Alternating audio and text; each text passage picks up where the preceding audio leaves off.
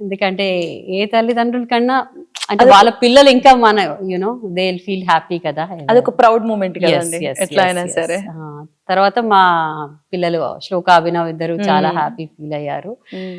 And అప్పుడు అనుకున్నాను మా మదర్ ఇన్ లా కూడా బతుకుంటే చాలా సంతోషపడేది, ఎందుకంటే తనకు నా డాన్స్ అంటే చాలా ఇష్టం కాబట్టి అప్పుడు నేను అనుకున్నాను. మా బ్రదర్ కూడా నాకు చాలా సపోర్ట్ గా ఉంటాడు, సిద్ధార్థ్ అని. సో హీ ఆల్సో చాలా చాలా హ్యాపీ ఫీల్ అయ్యాడు అనమాట. ఫ్యామిలీ అందరికి అదొక ప్రౌడ్ మూమెంట్, తెలుగు వారికి చాలా పెద్ద ప్రౌడ్ మూమెంట్ గా మేము ఫీల్ అవుతున్నాం, ఫ్యామిలీకి ఇంకా పెద్ద ప్రౌడ్ మూమెంట్. అండ్ మా శిష్య బృందం అయితే ఇంకా మా దీపాంజలి ఫ్యామిలీ వాళ్ళు వాళ్ళ జాయ్ ఇంకా it was so nice because వాళ్ళందరూ నా హార్డ్ వర్క్ చూసారు కాబట్టి వాళ్ళకి తెలుసు. It was unforgettable moment. And మీ అత్తగారు అంటే మనతో పాటుగా లేకపోయినా కూడా ఎక్కడి నుంచి ఆవిడ ఆశీర్వాదం అయితే మీకు ఖచ్చితంగా ఉంటుంది. డెఫినెట్ గా. సో అసలు ఇందులోకి ఎలా రావడం జరిగిందండి? ఏ ఇయర్ లో మీరు అడుగు పెట్టారు? చిన్నప్పుడే అడుగు పెట్టినట్టున్నారు కదా. నేను చాలా చిన్నదాన్ని, జస్ట్ 5.5 years అప్పుడు. మా మదర్ డాన్సర్ అన్నమాట, అయితే తను భరతనాట్యం చేసేవాళ్ళు. కానీ సో నాకు యాక్చువల్లీ అది చెప్పొచ్చో చెప్పకూడదు కానీ నేను పుట్టినప్పుడు నాకు డెలివరీ చేసిన డాక్టర్ నేను ఐస్ ఓపెన్ చేసిన తర్వాత తను అందంట దీనికి డాన్స్ నేర్పించాలి అని మా మదర్ తో. సో ముందే ప్రిడిక్షన్ చేసేసారు ఆవిడ. నేను మేబీ మా మదర్ డాన్సర్ అని అలా అన్నారు, నాకు తెలియదు, కానీ అలా చెప్పడం జరిగిందని మా మదర్ చెప్పారు నాకు.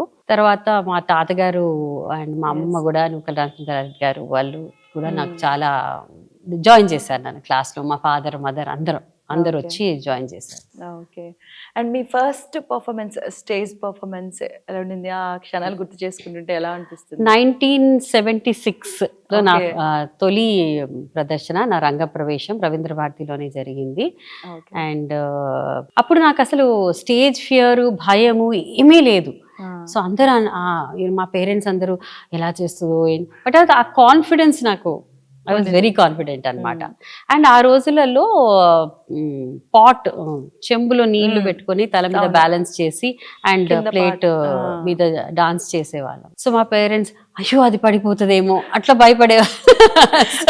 నాకు అసలు ఐ వాజ్ వెరీ కాన్ఫిడెంట్, నాకు అసలు భయమే లేదు, నేను చేసేస్తానమ్మా అని చెప్పేదాన్ని, ఎందుకు మీరు భయపడుతున్నారు అని. So that was the moment. And ఆ తర్వాత నాకు కరెక్ట్ గా గుర్తులేదు కానీ అందరు చెప్తారు వచ్చిన వాళ్ళందరూ దట్ నాగేశ్వరరావు గారు ప్రెడిక్ట్ చేశారని, she'll be the torch bearer of the Kuchipudi art form అని చెప్పారని. అంటే మీరు చిన్నప్పుడు అమ్మ ఆల్రెడీ నృత్య రంగంలో ఉన్నారు కనుక మీరు అందులో ప్రాసెస్ వచ్చేసారు. మీకు ఇంట్రెస్ట్ ఎప్పుడు కలిగింది? అంటే ఫస్ట్ నుంచి ఇంట్రెస్ట్ గానే చాలా ఇంట్రెస్ట్.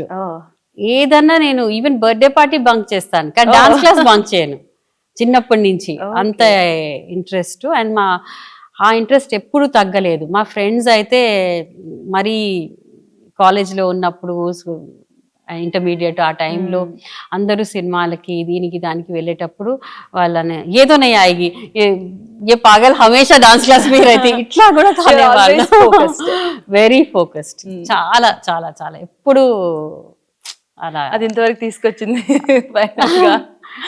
నాకు అది సాక్రిఫైస్ గా అనిపించలేదు, ఎందుకంటే నాకు చాలా నాకు ఆ స్టేజ్, ఆ ఎన్వైరన్మెంట్, పర్ఫార్మెన్స్ అండ్ ఏదైనా చేస్తున్నానంటే ఆ అభినయం చేసేటప్పుడు నాకు ఆనందం, దాన్ని అండర్స్టాండ్ చేయటం అనమాట నాకు చాలా ఇష్టం. అంటే దాన్ని మనం ముందే గుర్తుపెట్టుకోవాలి. అభినయం అది చాలా కష్టంగా ఉంటుంది కదండి, అవన్నీ మనం ఎంజాయ్ చేస్తే మనకి ఏది అనిపించదు, అది అవలీలగా వచ్చేస్తుంది, ఏదైనా కష్టం అనిపించదు అంటారు. అంతే కదా. మీరు ఇన్ని స్టేజ్ పర్ఫార్మెన్స్ ఇచ్చుంటారు కదా, మన ఇక్కడ ఇవ్వడం వేరు, అలాగే అంతర్జాతీయంగా కూడా చాలా స్టేజ్ పర్ఫార్మెన్స్ ఇచ్చారు మీరు. సో మన వాళ్ళు మన ముందు చప్పట్లు కొట్టడం అది తెలుసు అదేంటి అన్నది మనకు అదొక గర్వకారణం. అయితే అంతర్జాతీయంగా మీరు వెళ్ళి అక్కడ స్టేజ్ పర్ఫార్మెన్స్ చేసేటప్పుడు అదేంటో తెలియని వాళ్ళు కూడా దానిలో లీనమైపోయి చప్పట్లు కొడితే ఆ అనుభూతి ఇంకా వేరు. చేసిన మీకు ఇంకా అలాంటి ఎక్స్పీరియన్స్ ఏదైనా పంచుకోండి. చాలా ఉన్నాయి అబ్రాడ్ లో చేసిన ప్రోగ్రామ్స్. నాకు ఇష్టమైన బాల్షోయ్ థియేటర్ రష్యాలో చేసినప్పుడు అదొక డిఫరెంట్ ఫీల్ అన్నమాట, అంత టెక్నాలజీ అక్కడ. దెన్ కొరియాలో చేశాను, that was also amazing. Sri Lankan parliament లో డాన్స్ చేశాను. So that I mean, and France లో 21 shows, and different parts of the globe లో చేయటం జరిగింది. 2017లో మళ్ళీ second time I went to ఇక్కడికి అనమాట, టర్కీ.